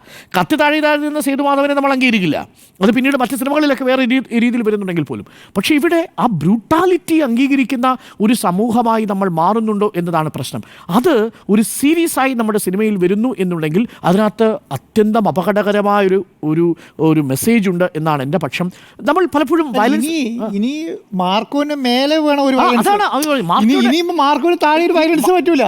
മാർക്കോ സിനിമയുമായി ബന്ധപ്പെട്ട ഒരു കലാകാരൻ, ആ സിനിമയിലെ ഒരു നടൻ പറഞ്ഞത് ഞാൻ കേൾക്കുമായിരുന്നു. ആ സിനിമയിൽ നേരത്തെ സൂചിപ്പിച്ച രംഗമുണ്ടല്ലോ, ഗർഭിണിയുടെ വയറ്റിൽ നിന്ന് കുഞ്ഞിനെ പുറത്തെടുക്കുന്നത്. യഥാർത്ഥത്തിൽ അങ്ങനെയുള്ള ചില സീനുകളൊക്കെ ഇന്ത്യൻ രാഷ്ട്രീയത്തിൽ സംഭവിച്ചിട്ടുണ്ട്. അത് പല കാലത്തും ചർച്ചയ്ക്കും വിവാദത്തിനും ഉണ്ട്, ഗുജറാത്തിലെ കലാപത്തിൻ്റെ കാര്യത്തിലൊക്കെ. അപ്പോൾ സമൂഹത്തിനേക്കാൾ വലിയ ക്രൂരതയാണോ സിനിമ ചിത്രീകരിക്കുന്നതെന്ന് വേറൊരു ചോദ്യമുണ്ട്. നിങ്ങൾ എങ്ങനെയാണ് ഗർഭിണിയെ പുറത്തേക്ക് എടുക്കുന്നത്, അതിനെ കൊല്ലൂ എന്ന തരത്തിലുള്ള വലിയ ചർച്ചകളൊക്കെ നടന്നു. മറുഭാഗം അത് നിഷേധിക്കുകയും ചെയ്തിട്ടുണ്ട്. പച്ചയ്ക്ക് കത്തിക്കുന്നുണ്ട്, പച്ചയ്ക്ക് മനുഷ്യർ കത്തിക്കുന്നുണ്ട്. ഒരു സിനിമയുടെയും പ്രേരണയില്ലാതെ പച്ചയ്ക്ക് മനുഷ്യർ അങ്ങോട്ടും ഇങ്ങോട്ടും കത്തിക്കുന്നുണ്ട്, ലോകത്ത് ബോംബിടുന്നുണ്ട്, കുഞ്ഞുങ്ങളെ കൊല്ലുന്നുണ്ട്. അതൊക്കെ നമ്മുടെ സമൂഹത്തിൽ നടക്കുന്നുണ്ട്. പല വേഷങ്ങളിൽ, പല ഭാവങ്ങളിൽ, പല വംശങ്ങളിലൊക്കെ നടക്കുന്നുണ്ട്. വയലൻസ് തന്നെ ആഘോഷിക്കുന്നില്ലേ? നമ്മുടെ പല പുരാണ ഇതിഹാസങ്ങളിലും വയലൻസിനെ കുറിച്ചുള്ള വലിയ വർണ്ണനകളല്ലേ ഉള്ളത്. എങ്ങനെയാണ് നിങ്ങളുടെ ഹൃദയം പിളർന്നെടുക്കുന്നത് എന്നതിനെക്കുറിച്ചുള്ള വർണ്ണനകളല്ലേ. പക്ഷേ അതിൻ്റെയൊക്കെ ആത്യന്തികമായൊരു നന്മ അവിടെ ഉണ്ടാവുന്നുവെന്നും ആ നന്മ തിന്മയുടെ മേൽ വിജയം നേടുന്നുവെന്നും ഒക്കെ പറഞ്ഞാണ് അതിനെ ന്യായീകരിക്കാൻ ശ്രമിക്കുന്നത്. യുദ്ധം ചെയ്യാൻ പ്രേരിപ്പിക്കുന്ന വലിയ പുസ്തകങ്ങൾ നമ്മുടെ വീട്ടിലൊക്കെ ആത്മീയ ഗ്രന്ഥങ്ങളായിട്ട് സൂക്ഷിച്ചിട്ടുണ്ടല്ലോ. പല രാമായണവും മഹാഭാരതവും ഒക്കെ അല്ലേ ഞാൻ പറയുന്നത്, ഈ കൗരവ പാണ്ഡവർ യുദ്ധമൊക്കെ പറയുന്നത് വയലൻസ് ഉണ്ട്, പക്ഷേ അതിനൊക്കെ നന്മയാണ്. പക്ഷെ അതിന്റെ ഏറ്റവും ഒടുവിൽ ഗാന്ധാരിയുടെ ചോദ്യം അതിന്റെ മുന്നിൽ നിൽക്കും. എല്ലാ വയലൻസിന് മുകളിൽ ഗാന്ധാരിയുടെ ചോദ്യം നിൽക്കും. നിൽക്കുകയും ഗാന്ധാരിയുടെ കണ്ണീര് നിൽക്കുകയും ചെയ്യുമ്പോഴാണ് അത് ഇതിഹാസമാവുന്നത്, അത് വയലന്റ് കൃതി അല്ലാതായി തീരുന്നത്. അങ്ങനെയും അതിനെ ഇൻ്റർപ്രറ്റ് ചെയ്യാൻ സാധിക്കുന്നുണ്ട്. നിങ്ങൾ നോക്കൂ, രാമായണത്തിൻ്റെ സൃഷ്ടി തന്നെ വയലൻ്റായ ഒരു കാഴ്ചയിൽ നിന്നുണ്ടാവുന്നതല്ലേ. ക്രൗഞ്ചപക്ഷികൾക്ക് നേരെ പോകുന്ന 2 അമ്പിൽ നിന്നാണ് ഒരു ഇതിഹാസം പിറക്കുന്നത്. പക്ഷേ ഇവിടെ പ്രശ്നം അതല്ല. ഇവിടെ പ്രശ്നം ആ വയലൻസിനെയും ബ്രൂട്ടാലിറ്റിയും സെലിബ്രേറ്റ് ചെയ്യുന്നൊരു മെൻറ്റാലിറ്റി ഉണ്ടാവുകയും അത് സൂപ്പർ ഹിറ്റ് ഫിലിം ആവുകയും അതിന് 2ാമത്തെ സീരീസ് വരാൻ പോകുന്നു എന്ന് പറയുകയും ചെയ്യുകയാണ്. അവിടെയാണ് ഒരു പ്രശ്നം. അതിലൊരു കലാകാരൻ പറഞ്ഞതാണ്, അതാണ് ഞാൻ പറഞ്ഞു വന്നത്. ആ സിനിമയുടെ ഷൂട്ടിംഗ് കഴിഞ്ഞിട്ട് ഈ രംഗം ചിത്രീകരിച്ചതിന് ശേഷം അയാൾക്ക് വീട്ടിൽ പോയി കിടന്ന് ഉറങ്ങാൻ പറ്റുന്നില്ല. 2-3 ദിവസമായി അയാൾക്ക് ഉറക്കം നഷ്ടപ്പെടുന്നു. അയാൾക്കൊടുവിൽ ഉത്തരാഖണ്ഡിൽ പോയി ഒരു അമ്പലത്തിൽ പോയി 2-3 ദിവസം തപസ്സിരുന്നതിന് ശേഷമാണ് മനസ്സ് കൂളായതെന്നാണ് ആ നടൻ പറയുന്നത്. എന്ന് പറഞ്ഞാൽ ഒന്ന് ആലോചിച്ച് നോക്കൂ, അത്തരമൊരു രംഗം അഭിനയിക്കുമ്പോൾ പോലും ആ നടൻ അത്രയും ബുദ്ധിമുട്ട് അനുഭവപ്പെടുന്നുണ്ടെങ്കിൽ അത് ഗ്രാഫിക്സ് ഡിസ്പ്ലേയോടുകൂടി പുറത്തേക്ക് വരുമ്പോൾ അത് പ്രേക്ഷകരിൽ എന്തു വലിയ മാറ്റമാണ് ഉണ്ടാവുക. ഞാൻ അത്ഭുതപ്പെട്ടു പോവുകയാണ്. ഒരു സിനിമയുടെ പരസ്യമായിട്ട് വന്ന എന്താണെന്നറിയോ, ഈ സിനിമ കണ്ടിട്ട് ഛർദ്ദിച്ചു എന്നുള്ളതാണ്. ഈ സിനിമയുടെ ഒരു പ്രധാനപ്പെട്ട സോഷ്യൽ റിവ്യൂ എന്ന് പറയുന്നത് ആ സിനിമ കണ്ട് എന്നുവെച്ചാൽ അത്രയും വയലൻസ് ബ്രൂട്ടാലിറ്റി ഉണ്ടായിരുന്നു എന്നുള്ളതാണ്. അപ്പോൾ ഛർദ്ദിക്കാൻ വേണ്ടി തിയേറ്ററിലേക്ക് പോകുന്ന ഒരു സൊസൈറ്റി ഉണ്ടെങ്കിൽ, അതിനെ സെലിബ്രേറ്റ് ചെയ്യുന്നുണ്ടെങ്കിൽ അവിടെ എന്തോ ഒരു കുഴപ്പമുണ്ട് എന്നാണ് ഞാൻ മനസ്സിലാക്കുന്നത്. ഞാൻ പറയുന്നു, ഞാൻ ഈ സ്ലാഷർ സിനിമകൾക്കെതിരല്ല, പക്ഷേ ആ സിനിമകൾ ഒരു പാറ്റേണായി ഒരു തുടർച്ചയായിട്ട് വരുന്നു എന്നുള്ളത് നമുക്ക് അംഗീകരിക്കാനാവാത്ത ഒന്നാണ്. അത് സമൂഹത്തിൽ വലിയ പ്രധാനപ്പെട്ട ദോഷമുണ്ടാക്കും. നേരത്തെ താങ്കൾ പറഞ്ഞതുപോലെ, ആൻറ്റോകേഷൻ പറഞ്ഞതുപോലെ, സെൻസറിങ് എന്ന് പറയുന്നത് ഇപ്പോൾ അപ്രധാനമായി കഴിഞ്ഞു. നമ്മുടെ മൊബൈൽ ഫോണിൽ നമ്മുടെ കുഞ്ഞുങ്ങൾ 18 വയസ്സാണെന്ന് വെറുതെ സാക്ഷ്യപ്പെടുത്തി കൊടുത്താൽ ഈ പറയുന്ന OTT പ്ലാറ്റ്ഫോമിലുള്ള ഏത് സീരീസിലുള്ള വയലൻസ് സിനിമകളും കിട്ടും. ആ സിനിമകളാണ് യഥാർത്ഥത്തിൽ ആ കുട്ടികളെ പിന്നീട് ഈ പറയുന്ന ഡെത്ത് ഇൻസ്റ്റിങ്ക്റ്റിലേക്ക് നയിക്കുന്നത്. അവർക്ക് ഇതൊരു ട്രിഗറായി തീരും. ഞാൻ പറയുന്നത് ഒരു കാരണവശാലും ഈ സിനിമകൾ ഒരു വയലൻസിൻ്റെ തുടക്കമാണ് എന്നല്ല, ഈ സിനിമ മാത്രമാണ് കാരണം ഒരു സമൂഹം വയലൻ്റ് ആവാൻ എന്നതല്ല. പക്ഷേ വയലൻ്റ് ആകൊണ്ടിരിക്കുന്ന ഒരു സമൂഹത്തിന് ഇത്തരം സിനിമകൾ ഒരു ട്രിഗർ പോയിൻ്റ് ആവും എന്നുള്ളതാണ്. ആ ലാസ്റ്റ് ട്രിഗർ എന്നുള്ളത് ഈ സിനിമയിലെ രംഗങ്ങൾ അവനെ സ്വാധീനിക്കാൻ സാധ്യതയുണ്ട് എന്നതാണ് പഠനങ്ങൾ പറയുന്നത്. അപ്പോൾ ആ അടിസ്ഥാനത്തിൽ അത്തരം സിനിമകൾ സമൂഹത്തെ വയലൻ്റ് ആക്കുന്നുണ്ട് എന്ന് തന്നെയാണ് എൻ്റെ ടേക്ക്. ഇതാണ്, സിനിമ വയലൻ്റ് ആക്കുന്നുണ്ടോ എന്നാണ് സുജയ. ഇപ്പോൾ ഒരു സിനിമയിലെ ഒരു അഭിനേതാവ് വയലൻ്റ് ആയിട്ടുള്ള ഒരു ആക്ഷൻ സീനിൽ അഭിനയിച്ചതിന് ശേഷം, നേരത്തെ മോഹൻലാലിൻ്റെയൊക്കെ ഉദാഹരണം പറഞ്ഞല്ലോ, ഇപ്പോൾ ഈ വിമർശിച്ചുകൊണ്ടിരിക്കുന്ന മാർക്കോ എന്ന സിനിമയെക്കുറിച്ച് എനിക്ക് ഒരു ഡിഫറൻ്റ് ആയിട്ടുള്ളൊരു ടേക്കാണുള്ളത്. കാരണം മാർക്കോ എന്ന സിനിമയിൽ നായക കഥാപാത്രമായി മാർക്കോ എന്ന ക്യാരക്ടറെ അവതരിപ്പിച്ചത് ഉണ്ണി മുകുന്ദനാണ്. ഉണ്ണി മുകുന്ദൻ്റെ വയലൻ്റ് ആയുള്ള ആക്ഷൻ സീൻസ് ഒരു ബ്ലഡ് ഫെസ്റ്റിവൽ തന്നെയാണ് ആ സിനിമയിലുടനീളം നമുക്ക് കാണാൻ കഴിയുന്നത്. ക്രൂരതയുടെ ഒരു മാനിഫെസ്റ്റേഷനാണ് അത്. 2 സൈഡിൽ നിന്നായാലും, നായകനായാലും വില്ലനായാലും ക്രൂരതയുടെ ആൾരൂപങ്ങളായി നിൽക്കുന്നു, ക്രൂരമായി കൊല്ലുന്ന ആളുകളായി നിൽക്കുന്നു. എന്നാൽ ഇതേ ഉണ്ണി മുകുന്ദൻ അഭിനയിച്ച ഗെറ്റ് സെറ്റ് ബേബി, ആ ചിത്രം ഇപ്പോൾ തിയേറ്ററുകളിൽ ഓടിക്കൊണ്ടിരിക്കുകയാണ്. മാർക്കോ ക്രിസ്മസിന് ഡിസംബർ റിലീസായി വന്നു, ഇപ്പോൾ OTTയിൽ നമുക്ക് അവൈലബിളുമാണ്. എന്നാൽ ഈ 2ാമത്തെ ചിത്രത്തിൽ നേരത്തെ ടാഗ്ലൈൻ നമ്മൾ ചർച്ചയാക്കുന്നത് പോലെ തന്നെ സമൂഹത്തിൽ എത്രത്തോളം ചർച്ചയാകുന്നുണ്ട്. 2ാമതായി ഇപ്പോൾ ഉണ്ണി മുകുന്ദൻ്റെ ഈ മാർക്കോ കഴിഞ്ഞ് അതിന് തൊട്ടടുത്ത ആഴ്ചയിൽ തന്നെ റിലീസാകുന്ന ഇപ്പോഴത്തെ ഈ പുതുവർഷത്തിലെ റിലീസായ ഗെറ്റ് സെറ്റ് ബേബിയിൽ അതിൽ no violence no fight, no violence no fight എന്നുള്ള ആ ക്യാച്ച് വേർഡ്, ഇവിടെ വയലൻസ് വയലൻസ് വയലൻസ് എന്നുള്ള മാർക്കോയിലെ ക്യാച്ച് ലൈൻ എടുത്തു പറയുന്ന ആളുകൾ ആരും ഈ നോ വയലൻസ് നോ ഫൈറ്റ് എന്ന് പറയുന്ന ഈ ഫീൽ ഗുഡ് മൂവിയെക്കുറിച്ച് ചർച്ച ചെയ്യുന്നതേയില്ല. ഇത് 2ൻ്റെയും നായകൻ എന്ന് പറയുന്നത് ഉണ്ണി മുകുന്ദനാണ്. അവിടെ മാർക്കോയായിട്ടാണെങ്കിൽ ഇവിടെ ഡോക്ടർ അർജുൻ ബാലകൃഷ്ണൻ എന്ന കഥാപാത്രമായിട്ടാണ്, ഒരു മെയിൽ ഗൈനക്കോളജിസ്റ്റിൻ്റെ വേഷമാണ്. അത് തിയേറ്ററിലേക്ക് പോയി കഴിഞ്ഞാൽ നല്ല ശാന്തിയും സമാധാനവും ഒക്കെ കിട്ടുന്ന, കുടുംബമായി പോയിരുന്ന് കാണാൻ പറ്റുന്ന, ഉണ്ണിസാറൊക്കെ ചിരിക്കാൻ പറ്റുന്ന നല്ല സിനിമയാണ്. അപ്പോൾ ഒരേ ആൾ തന്നെ ചെയ്ത സിനിമ ഒരു 3 മാസത്തിനിടയിൽ തന്നെ 2 തരത്തിലുള്ള ചിത്രങ്ങൾ ആസ്വാദകരിലേക്ക് എത്തുകയാണ്. അപ്പോൾ മാർക്കോയെയും അതിനകത്ത് അഭിനയിച്ച ഉണ്ണി മുകുന്ദനെയും വിമർശിക്കുമ്പോൾ ഇപ്പുറത്ത് എന്തുകൊണ്ട് അതേ വ്യക്തി ചെയ്ത മാർക്കോ എന്ന ക്യാരക്ടർ ചെയ്തത്, മാർക്കോ എന്ന ആ സിനിമയിലെ പ്രധാന ക്യാരക്ടർ ചെയ്തിരിക്കുന്നത് ഉണ്ണി മുകുന്ദനാണല്ലോ. അതുകൊണ്ടാണ് ഞാൻ പറഞ്ഞത് അതേ വ്യക്തി തന്നെ, മോഹൻലാലൊക്കെ ചെയ്യുന്നത് പോലെ തന്നെ അതേ വ്യക്തി ചെയ്ത സിനിമയാണ് ഈ ഗെറ്റ് സെറ്റ് ബേബി എന്ന് പറയുന്നത്. അപ്പോൾ ഇതിൽ ഇമോഷൻ ഉണ്ട്, കോമഡി ഉണ്ട്, ചാമിങ് ആൻഡ് വൈബ്രന്റ് ആയിട്ടുള്ള ഒരു ഉണ്ണി മുകുന്ദൻ. അതായത് മാർക്കോയിൽ നമ്മൾ കാണുന്ന ആ ക്രൂരമായ അല്ലെങ്കിൽ ക്രൂരതയിലേക്ക് പോകുന്ന സാഹചര്യങ്ങളിലൂടെ പോകുമ്പോഴേക്കും ആ ക്രൂരതയിലേക്ക് തിരിച്ച് വയലൻസിലേക്ക് തന്നെ പോകുന്ന ഒരു ക്യാരക്ടറിനെ നമ്മൾ കാണുമ്പോൾ, മറുഭാഗത്ത് ഇതേ ചിത്രം തന്നെ അതേ വ്യക്തി ചെയ്യുകയാണ്. എനിക്ക് തോന്നുന്നത് ഒരു അഭിനേതാവ് എന്ന നിലയിൽ അല്ലെങ്കിൽ ഒരു സിനിമ പ്രൊഡക്ഷൻ ഹൗസ് ഒക്കെ ഉള്ള ഒരാളെന്ന നിലയിൽ ഈ സിനിമ ചെയ്യുമ്പോൾ തന്നെ ഉണ്ണി മുകുന്ദൻ അടക്കമുള്ള ആളുകൾക്ക്, നേരത്തെ ഡോക്ടർ അരുൺ സൂചിപ്പിച്ചത് ഞാൻ കരുതുന്നു കബീർ ദുഹാൻ സിംഗിനെ കുറിച്ചാണ്. കബീർ ദുഹാൻ സിംഗ് ആണ് ആ പ്രഗ്നന്റ് ലേഡിയുടെ സീൻ കഴിഞ്ഞതിന് ശേഷം ഭാര്യയെ വിളിച്ച് സംസാരിക്കുന്നു, അതിനുശേഷം ധ്യാനത്തിലിരുന്നൊക്കെയാണ് റിക്കവർ ആയതെന്ന് അദ്ദേഹം ഒരു അഭിമുഖത്തിൽ പറയുന്നുണ്ട്. അപ്പോൾ ഇങ്ങനെയുള്ള ഈ സീനുകൾ ചെയ്യുന്ന അഭിനേതാക്കൾക്ക് അവർ കടന്നുപോകുന്ന പോകുന്ന ഒരു മാനസികാവസ്ഥയും വളരെ പ്രധാനപ്പെട്ടതായിരിക്കും. അപ്പോൾ അതൊക്കെ അവരെ ഇരുത്തി ചിന്തിപ്പിക്കണം. ഞാൻ ഈ രണ്ട് ക്യാരക്ടറിൻ്റെയും ഡിഫറൻസ് പറഞ്ഞത്, ഈ ഗെറ്റ് സെറ്റ് ബേബിയിലെ ഉണ്ണി മുകുന്ദന് വലിയ രീതിയിൽ ഈ റിക്കവറി പ്രശ്നം ഉണ്ടാകില്ല. പക്ഷേ മാർക്കോയിലെ ഉണ്ണി മുകുന്ദൻ ഉറപ്പായും ഈ റിക്കവറി പ്രശ്നം ഉണ്ടായിട്ടുണ്ടാകാൻ സാധ്യതയുണ്ട്. കാരണം ഈ കബീർ ദുഹാൻ സിംഗ് അഭിമുഖത്തിൽ എന്തായാലും പറഞ്ഞു, എനിക്ക് അതിൽ നിന്ന് റിക്കവർ ചെയ്ത് വരാൻ ഒരുപാട് ബുദ്ധിമുട്ടായി ആ പ്രഗ്നന്റ് ലേഡിയുടെ സീനിൽ നിന്നെന്ന്. അപ്പോൾ നമ്മൾ കാണേണ്ടത്, ഒരു സിനിമ ചെയ്യുമ്പോൾ അതിൽ അഭിനയിക്കുന്ന ആൾക്ക്, സംവിധായകന് ഒക്കെ ആ ഒരു എമ്പതി എന്തുകൊണ്ട് ഫീൽ ചെയ്യുന്നില്ല? ഇത് കണ്ടിരിക്കുന്ന ആളുകളെ കുറിച്ച് കൂടി ചിന്തിക്കേണ്ടേ? നമ്മൾ ഉണ്ടാക്കുന്ന, നമ്മൾ ക്രിയേറ്റ് ചെയ്യുന്ന ഒരു കലാരൂപം, ആ കലാരൂപത്തിന് എത്രത്തോളം ആളുകളിൽ ഈ രീതിയിലുള്ള ഒരു സ്വാധീനം ഉണ്ടാക്കാൻ കഴിയും എന്ന് ആ സിനിമയുടെ പ്രീ പ്രൊഡക്ഷൻ സ്റ്റേജിൽ തന്നെ അവർക്ക് മനസ്സിലാക്കാൻ കഴിയുന്നതല്ലേ ഉള്ളൂ. ഒരു തിരക്കഥയിൽ കാര്യങ്ങൾ അടുക്കായി എഴുതി വെക്കുമ്പോൾ അതെങ്ങനെയായിരിക്കും അതിൻ്റെ ഒരു മാനിഫെസ്റ്റേഷൻ, അതിൻ്റെ പൂർണ്ണരൂപം പുറത്തു വരുമ്പോൾ, സിനിമയായി തിയേറ്ററിലേക്ക് എത്തുമ്പോൾ എന്നുള്ളത് അവർ മനസ്സിലാക്കി അതിലേക്ക് പോവുകയാണെങ്കിൽ ഇങ്ങനെയുള്ള ഈ വയലൻസിൻ്റെ അതിപ്രസരം കുറയ്ക്കാൻ കഴിയുമെന്നാണ് എനിക്ക് തോന്നുന്നത്. എന്തായാലും ഈ മാർക്കോയെ പോലെ തന്നെ അനിമൽ, കിൽ, ഈ 3 സിനിമകളാണ് ഈ അടുത്തിടെ വന്നവയിൽ. കില്ലാണെങ്കിൽ ഒരു തീവണ്ടിക്കുള്ളിലാണ്, ഒരു ട്രെയിനിനുള്ളിൽ നടക്കുന്ന ക്രൂരമായ ഒരു ബ്ലഡ് ബാത്താണ് അതിനകത്ത് നടക്കുന്നത്. ഓരോ ബോഗിയിൽ നിന്ന് A1 നിന്ന് അടുത്തതിലേക്ക് പോകുന്നു. കിൽ കണ്ടിട്ടുണ്ടെങ്കിൽ അത് മനസ്സിലാക്കാൻ കഴിയും. അത് വലിയ രീതിയിൽ വയലൻസ് ഉള്ള ഒരു സിനിമയാണ്. കൊല്ലുന്നതൊക്കെ വളരെ ക്രൂരമായിട്ടാണ്. പുറത്തേക്കൊക്കെ വലിച്ചെറിയുന്നു, കൊല്ലുന്നു, കെട്ടിത്തൂക്കുന്നു, അങ്ങനെ ആകെ മൊത്തം കൊലപാതകമാണ്. അപ്പോൾ ആദ്യം നായകൻ തോറ്റുപോകുന്നു, പിന്നീട് നായകൻ വീണ്ടും എഴുന്നേറ്റ് വരുന്നു. അത് വളരെ ജൈജാന്റിക് ആയിട്ടുള്ള ഒരു വരവൊക്കെയാണ്. പിന്നെ അയാൾ കൊല്ലാൻ തുടങ്ങിയാണ്. അപ്പോൾ ആ രീതിയിലുള്ള പോർട്രയൽ കിൽ പോലെയുള്ള സിനിമയിലുണ്ട്. ആനിമൽ ആണെങ്കിൽ അതിൽ സെക്ഷൽ ഓവർടോൺ എന്ന് പറയുന്നത് വളരെ കൂടുതലായി നിൽക്കുന്ന ഒരു സിനിമയാണ് രൺബീറിൻ്റെ ആനിമൽ. അപ്പോൾ ഇതിലെല്ലാം ഈ വയലൻസ് എന്ന് പറയുന്നത്, ഈ വയലൻസ് ഉള്ള ഈ സിനിമകൾ കാണുന്നത് ലഹരിക്കടിമയായ ഒരാളാണെങ്കിലോ, ആ ലഹരിക്കടിമയായ ആളിൽ ഈ വയലൻസ് ഉണ്ടാക്കുന്ന സ്വാധീനം എന്ന് പറയുന്നത് നമ്മൾ പോയിരുന്ന ഈ ഒരു വയലന്റ് മൂവി കാണുന്നത് പോലെയല്ല.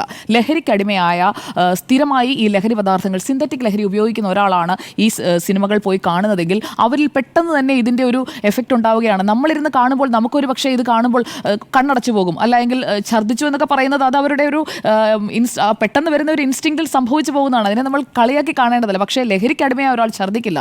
അയാളിൽ ഇതുപോലെയുള്ള അക്രമവാസന ഇങ്ങനെ ഉണരുകയാണ്. അയാളെ അത് കൂടുതൽ പ്രചോദിപ്പിച്ച് ഇതേ രീതിയിലുള്ള ആക്ടിലേക്ക് പോകാൻ അയാളെ കൊണ്ടുപോകുന്ന രീതിയിലാണ് ഈ സിനിമകളുടെ സ്വാധീനം ഉണ്ടാകുന്നത്. അപ്പോൾ സമൂഹത്തിൽ ഇങ്ങനെയുള്ള കൊലപാതകങ്ങൾ നടക്കുന്നത് കൊണ്ടാണ്, അല്ലെങ്കിൽ കൂട്ടക്കൊലപാതകങ്ങൾ നടക്കുന്നത് കൊണ്ടാണ് അത് സിനിമയിലേക്ക് വരുന്നത് എന്നതായിരുന്നു ആദ്യമുള്ള നറേറ്റീവ്. പക്ഷേ ഇപ്പോൾ സിനിമയിൽ നിന്ന് അത് സമൂഹത്തിലേക്ക് ഇറങ്ങി ചെല്ലുന്നു എന്നുള്ള വൈസ് വേഴ്സയാണ് നടക്കുന്നത് എങ്കിൽ അതിനൊരു നിയന്ത്രണം വേണ്ടതാണ്. അപ്പോൾ ഈ A സർട്ടിഫിക്കറ്റ് കൊടുക്കുന്നു, സെൻസറിങ്, അത് കുട്ടികൾക്ക് കാണാൻ പറ്റാത്ത രീതിയിൽ തിയേറ്ററിൽ വെക്കുമായിരിക്കും. പക്ഷേ OTTയിൽ വരുമ്പോൾ എങ്ങനെയാണത് മോണിറ്റർ ചെയ്യാൻ പോകുന്നത്? അത് കുട്ടികൾക്ക് നിഷ്പ്രയാസം കാണാൻ സാധിക്കുന്നതേ ഉള്ളൂ. കാരണം പേരന്റിന്റെ ID-യിലൂടെ ലോഗിൻ ചെയ്ത് കയറിയാൽ മതി. അതെ. അപ്പോൾ അങ്ങനെയുള്ള സെൻസറിങ് അല്ല വേണ്ടത്. നേരത്തെ നമ്മൾ ഈ ലൈംഗികതയുടെ തന്നെ എത്രത്തോളം കാണിക്കാം എന്നുള്ളതിന് ഒരു സെൻസറിങ് കൊണ്ടുവന്നതുപോലെ ഇങ്ങനെയുള്ള രംഗങ്ങൾ മുറിച്ചു മാറ്റുകയാണ് വേണ്ടത്. അങ്ങനെയുള്ള രംഗങ്ങൾ പ്രദർശിപ്പിക്കേണ്ടതില്ല. ആ രീതിയിലുള്ള സെൻസറിങ്ങിലേക്കാണ് പോകേണ്ടത്. അല്ലാതെ പ്രായം എഴുതി വെച്ചുകൊണ്ടുള്ള സെൻസറിങ് കൊണ്ടൊന്നും ഇന്നത്തെ ഈ OTT കാലത്ത് എന്തെങ്കിലും പ്രയോജനമുണ്ട് എന്ന് ഞാൻ കരുതുന്നില്ല. അപ്പോൾ ഈ സിനിമ ചെയ്യുന്നവർക്ക് ഞാൻ പറഞ്ഞു വന്നത്, സമൂഹത്തോടൊരു ഉത്തരവാദിത്തമുണ്ട്. അപ്പോൾ ഗെറ്റ് സെറ്റ് ബേബിയിലെ ഉണ്ണി മുകുന്ദനെ നമ്മൾ ഇഷ്ടപ്പെടുമ്പോൾ മാർക്കോയോട് നമുക്ക് തോന്നുന്നത് ഒരു ഭയമാണ്, അല്ലെങ്കിൽ ഇങ്ങനെ ചെയ്യുന്ന വയലൻ്റായ ഒരു വ്യക്തി എന്നുള്ള ഒരു കാഴ്ചപ്പാടാണ്. അപ്പോൾ സമൂഹത്തിൻ്റെ ഒരു കാഴ്ചപ്പാട് എന്താണെന്ന് മനസ്സിലാക്കി വേണം അടുത്ത ചിത്രത്തിലേക്ക് സംവിധായകരടക്കം പോകാൻ. ഇപ്പോൾ പല സംവിധായകരും, സിബിമലയിലടക്കമുള്ള, കമലടക്കമുള്ള ആളുകളൊക്കെ ഈ വയലൻസിനെ വിമർശിച്ചുകൊണ്ട് രംഗത്ത് വരുന്നതും നമ്മൾ ഈ അടുത്ത ദിവസങ്ങളിൽ കണ്ടതാണ്. അപ്പോൾ ഈ സിനിമകൾ കാണുമ്പോൾ, അതോടൊപ്പം തന്നെ ഓൺലൈൻ ഗെയിം, PUBG ഒക്കെ ഇപ്പോൾ നിരോധിച്ചു, പക്ഷേ അതുപോലെയുള്ള ഈ വയലൻ്റ് ആയിട്ടുള്ള ഗെയിംസ്, കൊന്നിടുക, കുട്ടികളടക്കം കളിക്കുന്ന ഗെയിം എന്താണ്, മറ്റ് അപ്പുറത്ത് നിൽക്കുന്നവനെ ഏറ്റവും ക്രൂരമായി എങ്ങനെ കൊന്നിടാം, അങ്ങനെയുള്ള ഓൺലൈൻ ഗെയിമാണ് കളിക്കുന്നത്. അപ്പോൾ ഈ കോവിഡ് കാലത്ത് ഈ സൈബർ ലോകത്തേക്ക് കിട്ടിയിട്ടുള്ള ഓവറായിട്ടുള്ള അവരുടെ ഒരു കയറിച്ചെല്ലൽ, ആ കയറിച്ചെല്ലലിലൂടെ അവർ ഈ പറയുന്ന സിനിമകൾ മാത്രമല്ല, ഇതിനേക്കാൾ ക്രൂരമായിട്ടുള്ള കില്ലിംഗ് സീൻസ് എന്നടിച്ചു കൊടുത്തു കഴിഞ്ഞാൽ എത്ര എണ്ണം വരും. അപ്പോൾ അത് മുഴുവൻ അവർക്ക് ഫിൽറ്റർ ചെയ്യാതെ കിട്ടുന്ന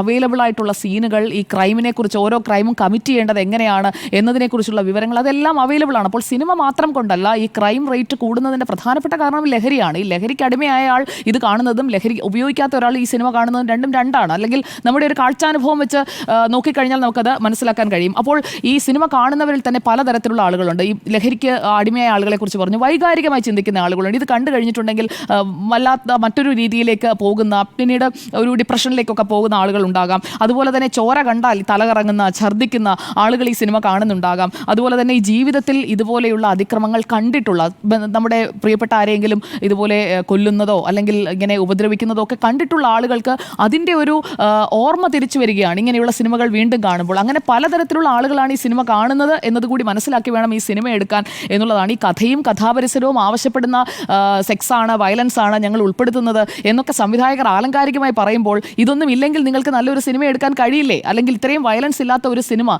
നല്ല റൊമാൻസും നല്ല കോമഡിയും ഒക്കെ നമ്മുടെ മലയാള സിനിമയിൽ വന്നിട്ട് എത്ര കാലമായി എന്ന് ചോദിച്ചാൽ ഒറ്റയ്ക്കും തെറ്റയ്ക്കും വരുന്നുണ്ട്.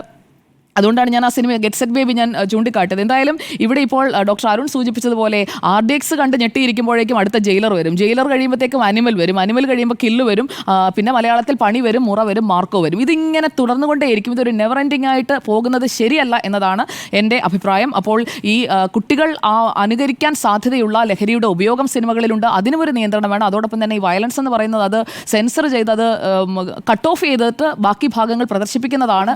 അതെ, ഉണ്ടെങ്കിൽ അപ്പോൾ അത് അങ്ങനെ ചെയ്യുന്നതാണ് നല്ലത്. കാരണം ഇല്ലാതെ എടുക്കാൻ പറ്റുന്നെങ്കിൽ, കാരണം ഇത്രയും ഒരു ക്രൂരമായിട്ടുള്ള കൊലപാതകം കാണിച്ചില്ലെങ്കിലും ആ കഥ നിൽക്കും. അവസാനം വരെ വയലൻസ് ആണ്. അതെ അതെ.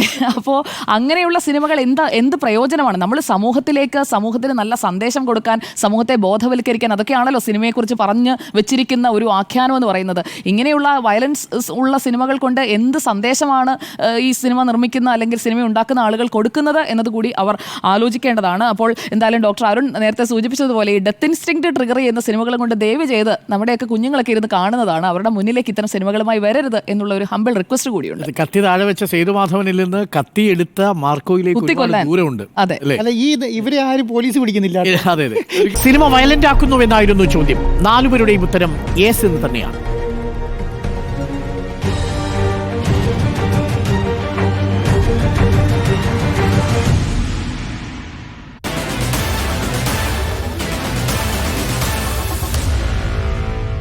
Meet the editors.